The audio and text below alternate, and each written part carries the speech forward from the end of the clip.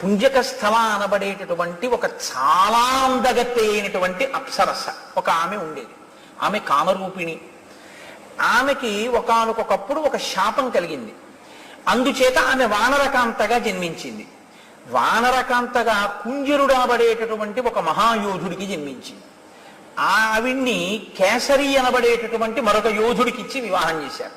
కోతికి కేసరి అన్న పేరు ఎలా వచ్చింది? మళ్ళీ మీరు దాన్ని జాగ్రత్తగా తెలుసుకుంటే, కేసరి అంటే సింహం.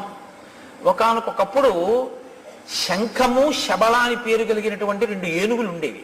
అవి భరద్వాజ మహర్షి యొక్క ఆశ్రమ ప్రాంతంలో ఋషుల్ని చాలా ఇబ్బంది పెట్టి రాత్రికి రాత్రి వచ్చి ఆశ్రమాల మీద పడి ఆశ్రమాలని ధ్వంసం చేస్తుండేవి.